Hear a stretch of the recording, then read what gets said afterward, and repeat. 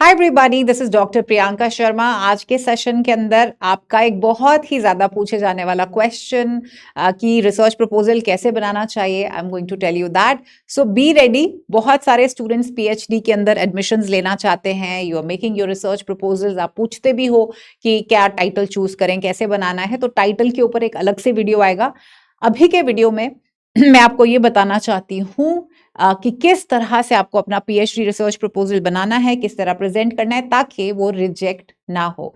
तो सबसे पहले मैं आपको ये बताती हूँ कि जो आपके पीएचडी प्रपोजल्स होते हैं ना, वो रिजेक्ट कैसे होते हैं। पहले मैं यहां से शुरुआत करना चाहती हूँ, ठीक है। ये देखो, यहां से शुरुआत करते हैं। सबसे प्रॉब्लमैटिक चीज ये है कि जब आपका टाइटल क्लियर नहीं होता, जब आप या फिर बहुत ज्यादा ओवर एम्बिशियस हो जाते हो, आप बहुत बड़ा सारा टाइटल लेके चले जाते हो जिसके बारे में आपको भी क्लैरिटी नहीं है और फीजिबल नहीं है, यानी 5 साल के अंदर उसको करना ऑलमोस्ट मुश्किल होता है। एंड आप रिसर्च मेथोडोलॉजी के बारे में नहीं जानते, ठीक है। और वो क्लियरली पता चल जाता है जब आप अपने रिसर्च प्रपोजल को डिफेंड नहीं कर पाते। होता यह है कि जब भी हम कोई टाइटल लेके जाते हैं तो it should be out of passion, it should be having a very realistic thought in your mind कि मुझे किस तरह कोई चीज करनी है। तो जब आप इंटरव्यूज के लिए जाते हो, सीरियस इंटरव्यूज के लिए, तो जो इंटरव्यू पैनल होता है वो आप the way you present your research proposal with the kind of dedication and the kind of defence you have, तो उनको पता लग जाता है कि आपको कितनी क्लैरिटी है। तो सबसे इंपॉर्टेंट क्या है कि अगर रिजेक्ट नहीं होना है तो जो टाइटल चूज करिए वो बहुत क्लियर होना चाहिए और किस तरह आप रिसर्च करना चाहते हो। देखो, होता यह है ना कि हम लोग स्टैटिस्टिक्स के बारे में सोच के, मेथोडोलॉजी के बारे में सोच के बहुत ज्यादा डर जाते हैं या लोगों ने हमको डराया होता है। The fact is, keep things simple. Just think कि ये टॉपिक है, मैं किस तरह इसको करना चाहती हूं या करना चाहता हूं, स्टैट्स को साइड पे रख दीजिए, ठीक है। उससे क्या होता है ना कि आपका बेसिक माइंड क्लियर हो जाता है। एक बारी क्लैरिटी हो गई, फिर we can delve into the stats. So ये बहुत इंपॉर्टेंट होता है। क्यों इंपॉर्टेंट है आपका टॉपिक? अगर आप डिफेंड नहीं करते तो आपका रिसर्च प्रपोजल वहीं पे रिजेक्ट हो जाता है। And the other thing is also कि आप ओवर एम्बिशियस मत होइए, यानी कि डुएबल होना चाहिए, ठीक है। तो ये चीजें हैं जो आपके प्रपोजल को रिजेक्ट जो है वो करवाती हैं, वो आपको बिल्कुल भी नहीं करना। तो अब एक बारी रिसर्च प्रपोजल होता क्या है, क्यों इंपॉर्टेंट है? तो देखिए, पीएचडी रिसर्च प्रपोजल के बारे में स्पेसिफिकली मैं बात बताऊंगी कि एक ब्लूप्रिंट होता है, ठीक है। एक तरह का ये रोड मैप होता है जो कि आपको बनाना होता है पीएचडी के अंदर एडमिशन लेने के लिए। तो अगर आप किसी यूनिवर्सिटी के अंदर पीएचडी में एडमिशन लेना चाहते हो तो आपके पास एक रिसर्च प्रपोजल होना चाहिए और आप उसको प्रेजेंट करते हैं कमेटी के सामने। फिर जाके अगर आपका प्रपोजल उनको पसंद आता है, आपकी पीएचडी के अंदर रजिस्ट्रेशन होती है और उसके बाद ही आपकी एडमिशन होती है और पीएचडी प्रोसेस शुरू होता है। So if you see what is it, it is a formal academic document. Blueprint होता है कि आप पूरी पूरी रिसर्च जो है वो किस तरह करेंगे। आप ये बताते हैं इसके अंदर की रिसर्च, जैसे मैंने आपको पहले बताया, क्यों जरूरी है, सिग्निफिकेंस क्या है, और आपने उसकी फिजिबिलिटी, यानी कि जो चीजें मैंने आपको बताई ना नहीं करनी, कि गलती रिजेक्ट क्यों होता है, वही आपने नहीं करना, ठीक है। You are ensuring the topic is good, क्यों करना चाहते हो, डुएबल है, ओरिजिनल है, और ये प्रॉपर ब्लूप्रिंट होता है। पर्पस क्या है? क्योंकि आपको अप्रूवल चाहिए। बिना रिसर्च प्रपोजल के, बिना उसकी प्रेजेंटेशन के आपको किसी भी अच्छी यूनिवर्सिटी के अंदर एडमिशन नहीं मिलती है, ठीक है। तो ये आपको अप्रूवल चाहिए होता है पीएचडी रजिस्ट्रेशन का। आपको रिसर्च एडवाइजरी कमेटी, देखिए अगर आप किसी अच्छी यूनिवर्सिटी के अंदर जा रहे हैं तो उनके पास ऑलरेडी बहुत बढ़िया बढ़िया रिसर्चेस हुई हैं, ठीक है। तो आपको उनको ये बताना होता है कि आप जिस टॉपिक के ऊपर रिसर्च कर रहे हो उनके डिपार्टमेंट के अंदर उस टॉपिक के ऊपर कम रिसर्चेज हुई हैं या हुई नहीं है। अब आप बोलोगे मैम मुझे पता कैसे चलेगा? तो सपोज आप लखनऊ यूनिवर्सिटी में जाना चाहते हो या आप पंजाब यूनिवर्सिटी में जाना चाहते हो, तो आप ऐसा करिए, शोध गंगा पे जाइए, ठीक है। शोध गंगा पे उस पर्टिकुलर यूनिवर्सिटी के पीएचडी थीसिस होंगे। आप लेटेस्ट देख लीजिए, 2026 ऑनवर्ड्स देख लीजिए, 5, 6, 7 साल। तो आप देखिए कौन कौन से टॉपिक्स के ऊपर कम रिसर्च हुई है, या जिस टॉपिक के ऊपर आप रिसर्च करना चाहते हैं हो सकता है उस पर हुई ना हो। ये भी हो सकता है कि आप जिस टॉपिक के ऊपर रिसर्च करना चाहते हो उस पर ऑलरेडी उस यूनिवर्सिटी के अंदर बहुत सारी रिसर्चेस हुई हैं। तो इंटेलिजेंट स्कॉलर कौन सा है कि वो टॉपिक चूज करे जिसमें उस यूनिवर्सिटी के अंदर कम रिसर्चेस हुई हैं। और आपने किसी प्रोफेसर से बात भी नहीं की, आपने स्टूडेंट से भी बात नहीं की, आपको क्लियर कट शोध गंगा से रियल इंफॉर्मेशन जो है वो मिल गई है। तो टॉपिक वैसा डिसाइड करिए जिसको कि आप डिफेंड कर पाए, कि सामने वाले को भी लगना चाहिए ना कि हमारे रिसर्च बैंक में, हमारे यूनिवर्सिटी डिपार्टमेंट में ये रिसर्च नहीं हुई है। सो इसलिए एंश्योर करिए कि आप उनको कन्विंस कर पाए। और हम इसलिए भी रिसर्च प्रपोजल बनाते हैं क्योंकि अपने को फंडिंग चाहिए होती है ना। अगर आपको जीआरएफ जो है वो मिल रहा है तो वो प्रूव करना पड़ेगा ना कि टॉपिक अच्छा है ना। और ऐसा भी होता है कभी कभी रिसर्च ग्रांट्स के लिए प्रपोजल बने तो वहां पे फंडिंग चाहिए होती है और आप क्लियर रोड मैप जो है वो देते हैं। तो अब मैं आपको एक चीज और बता देती हूं कि आपने रिसर्च जो प्रपोजल है वो बनाना कैसे है। ओवरऑल स्ट्रक्चर क्या होता है, सबसे पहले आप ये देखिए, एक कवर पेज होता है, ठीक है। ये मैं आपको प्रॉपर बता रही हूं, वो नहीं कि कहीं पे एसओपीज मांगे जाते हैं, नहीं, एक प्रॉपर बता रही हूं फॉर्मेट। तो यहां पे आप टाइटल लिखते हैं, ठीक है। टाइटल लिखा, जिस यूनिवर्सिटी के डिपार्टमेंट में आप प्रेजेंट करना चाहते हैं वो लिखेंगे, अगर लोगो है तो लगा लीजिए। सुपरवाइजर की जगह यहां पे खाली छोड़ेंगे, अलॉट। अगर आपको पहले से हुए, कई यूनिवर्सिटी स्टूडेंट्स होते हैं जिन्होंने मास्टर्स किया है, वो उसी यूनिवर्सिटी के अंदर सीपिन होते हैं, तो ऑलरेडी सुपरवाइजर्स का पता होता है, जनरली आपके केस में नहीं पता होगा। और यहां पे आप अपना नाम, अपना रोल नंबर, अपना ईमेल आईडी से कहा जाता है कवर पेज, ठीक है। तो कवर पेज के खुलने के बाद आपका जो फर्स्ट पेज होता है उसके अंदर आप टाइटल, यहां पे भी लिखा है टाइटल आपका, वहां पे भी लिखा होगा, और आप इंट्रोड्यूस करोगे अपने वेरिएबल्स को या अपने टॉपिक को।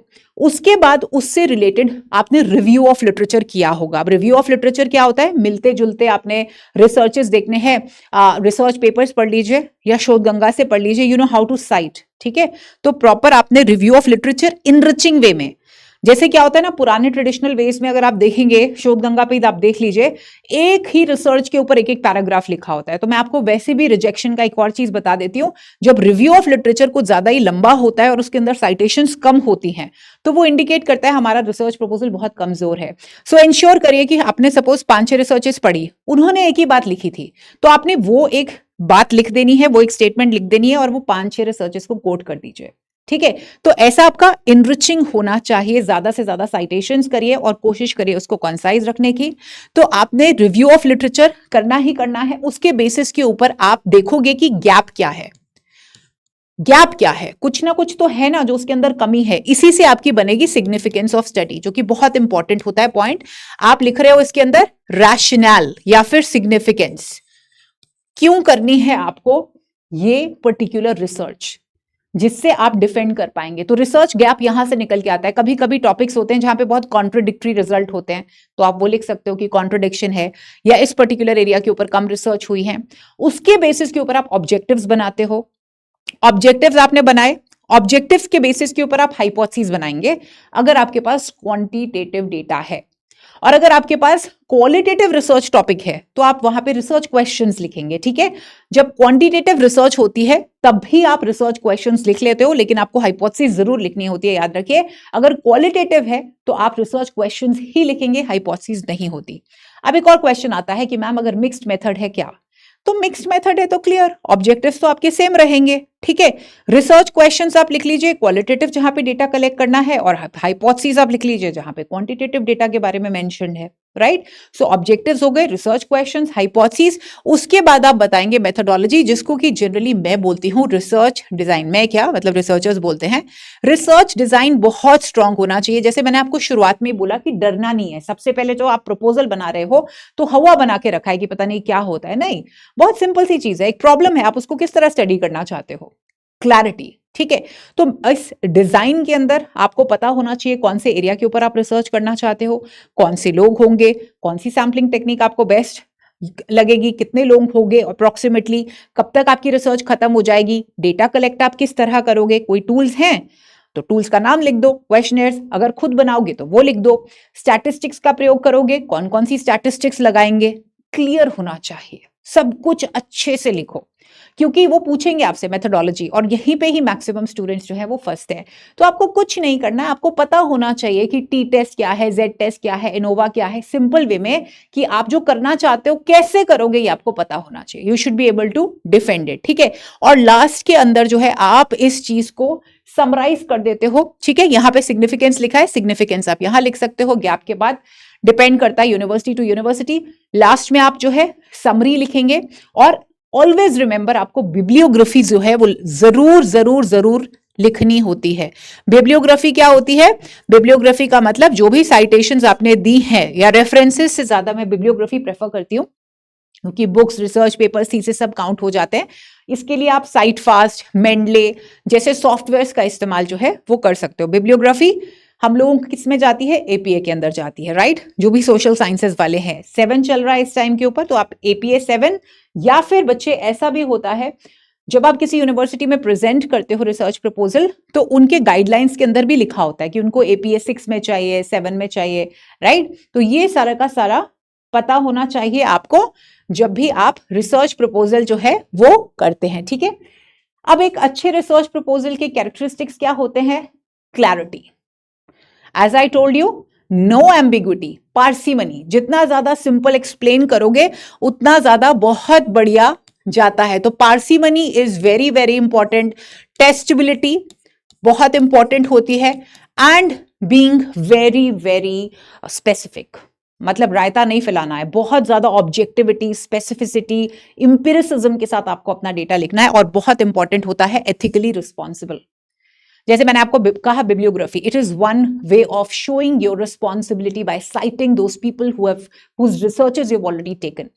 दूसरा, बहुत सारे लोग सेंसिटिव टॉपिक्स के ऊपर रिसर्च करते हैं, तो वहां पे परमिशंस लेनी, किस तरह से आप परमिशन लेंगे, किस तरह से आप सीक्रेसी या कॉन्फिडेंशियलिटी मेंटेन करेंगे, तो ये सारा का सारा आपको इन चीजों का ध्यान रखना होता है। कई बार आप सरकार के डॉक्यूमेंट्स के ऊपर कर रहे होते हैं, कभी कभी इंपॉर्टेंट टॉपिक्स होते हैं, पॉलिटिकल साइंस हो गया, डिफेंस के फॉर एग्जाम्पल हो गया, तो उस केस के अंदर आप कैसे कॉन्फिडेंशियलिटी मेंटेन करके रखेंगे, ये सारा का सारा का भी आपको ध्यान रखना होता है, ठीक है स्टूडेंट्स? सो यहां पे मैंने डिटेल के अंदर बताया है कि जैसे आपका जो मेन पेपर है वो खुलेगा, यानी कि जो आपका कवर पेज खुलेगा, तो इंट्रोडक्शन के अंदर आपने कॉन्टेक्स्ट, अपने टाइटल को एक्सप्लेन करना है, ठीक है? स्टेटमेंट आप लिखेंगे, यहां पे लिखा हुआ है कि बहुत सीरियस, देखो इट इज मजाक नहीं होता है ना, बहुत ज्यादा सीरियसनेस होनी चाहिए। तो बहुत इंपॉर्टेंट है कि हर चीज, हर शब्द आपका एनरिचिंग होना चाहिए। रिव्यू ऑफ लिटरेचर आपको ऑलरेडी मैंने बता दिया है, आइडेंटिफाइंग गैप, बाकी आप स्क्रीनशॉट्स भी ले सकते हो। ऑब्जेक्टिव्स लिखने ऑलरेडी आपको बता दिया है, किस तरह ऑब्जेक्टिव्स लिखे जाते हैं ये मैं पेड कोर्स क्लास में बहुत डिटेल में बताती हूँ। हाइपोथेसिस कैसे लिखनी है, तो ठीक है, आई एम श्योर अगर आप रिसर्च प्रपोजल बना रहे हो तो आपको ये बेसिक चीजें तो पता ही हैं। तो ऑब्जेक्टिव्स बनाने हैं आपको, रिसर्च क्वेश्चंस, हाइपोथेसिस बनानी है, जैसे मैंने बताया टेस्टेबल और क्लियर होने चाहिए। हाइपोथेसिस बनाएंगे आप क्वांटिटेटिव रिसर्च के लिए, क्वेश्चंस बनाएंगे आप क्वालिटेटिव रिसर्च के लिए। बाकी रिसर्च मेथोडोलॉजी में आपका सैम्पलिंग क्या है, population, tool, techniques, data analysis, ये सारा का सारा। सो इवेंचुअली क्या होता है, आपका अप्रोच मैटर करता है, एक रिसर्चर का approach, and I always say confidence shows आपकी knowledge, and it shows your background, and it shows your conviction, and the way you defend it, it's very important, ठीक है? तो अप्रोच, डिजाइन, सैंपल, कौन कौन से tools होंगे, किस तरह आप डेटा को एनालाइज करोगे, ये पता होना चाहिए। एथिकल कंसिडरेशन भी मैंने आपको बता दी है, हाँ ये लिख सकते हो आप, स्कोप एंड डिलिमिटेशंस। अब डिलिमिटेशंस का मतलब कमियां नहीं होता है, ठीक है? डिलिमिटेशन का मतलब होता है ब्रैकेटिंग। ब्रैकेटिंग का मतलब है कि मेरी रिसर्च जो है सिर्फ यही चीज कवर करेगी। फॉर एग्जाम्पल मैं चंडीगढ़ में हूं, तो मैं बोलूं कि मैं सिर्फ जो सपोज प्राइवेट स्कूल्स हैं उन्हीं को कवर करूंगी, चंडीगढ़ डिस्ट्रिक्ट के ओनली। सो मतलब मेरी रिसर्च मैंने यहीं तक ही की है, ठीक है? सो सपोज मैं 7th ग्रेडर्स के ऊपर रिसर्च कर रही हूं, तो मैं लिखूंगी कि चंडीगढ़ के अंदर प्राइवेट स्कूल के अंदर जितने भी 7th ग्रेडर्स हैं, मेरा जो रिसर्च है या मेरा जो सैंपल है वो वहीं से ही लिया गया होगा, not outside that. So bracketing it is your scope in delimitations. Scope का मतलब होता है क्या क्या चीज आप कवर करेंगे, डिलिमिटेशंस का मतलब किस एरिया तक आपका रिसर्च सीमित होगा। बाकी टाइमलाइन तो आपको मैंने बता दिया है कि 5 साल के अंदर अंदर आपको फिनिश करना है। ये स्लाइड तो मैंने आपको शुरुआत में ही बताई थी। फिर भी कोई डाउट होगा कि किस तरह से आपको रिसर्च प्रपोजल बनाना है, you are most welcome to ask me. हम टेलीग्राम ग्रुप्स के अंदर भी इस पे डिस्कशन करते हैं, और अभी भी अगर आपको कोई भी गाइडेंस चाहिए होगी, you are most welcome to ask me. बाकी एक क्वेश्चन बनता है कि मैम टॉपिक सिलेक्ट कैसे करना है, थोड़ा सा भी बता देती हूँ, बाकी दूसरे सेशन में बताऊंगी। तो एक हिंट देती हूँ, एक तो देखो अपना एप्टीट्यूड, ठीक है, कि आपको कौन सा एरिया पसंद है। जैसे फॉर एग्जांपल किसी को साइकोलॉजी पसंद होता है, किसी को आईसीटी पसंद होता है, कई बच्चे हैं जिनको आईसीटी बिल्कुल पसंद नहीं है। एक तो अपना एप्टीट्यूड देखो, क्योंकि आपको वो 3 से 5 साल उस टॉपिक के साथ रहना है। अगर आप कोई ऐसी चीज चूज कर लोगे जो बहुत फैशन में है लेकिन आपका एप्टीट्यूड नहीं है, आप छोड़ दोगे, क्योंकि पीएचडी एक बहुत रिगरस वर्क होता है, राइट? तो जहां पे इंटरेस्ट नहीं है, जहां पे लोग भाग रहे हैं जो बहुत, और वहां पे आपका इंटरेस्ट नहीं है, आप बीच में छोड़ दोगे। बहुत सारे स्कॉलर्स ऐसे होते हैं। सो इंश्योर कि आपका एप्टीट्यूड बढ़िया हो, और आप, एक और चीज, जो आपका टॉपिक है ना वो रेलेवेंट होना चाहिए। ठीक है, छोटा सा बताती हूँ। जैसे फॉर एग्जांपल अभी आईसीटी, ब्लेंडेड टीचिंग, एनईपी 2020 किस तरह इंप्लीमेंट हो रही है, किस तरह के चैलेंजेस हैं, राइट? जो साइबर बिहेवियर है वो किस तरह का है, साइबर सिक्योरिटी की कितनी नॉलेज है, एंड मेनी मेनी मोर। ये हम अलग सेशन के अंदर डिस्कस करेंगे कि कौन से टॉपिक्स चल रहे हैं, किस तरह आपको टॉपिक सिलेक्ट करना है। अभी मैंने आपको गाइडलाइन दे दी है, how to make your PhD research proposal. You are most welcome to ask me any question in the comment box. Take care of yourself till I see you in another session.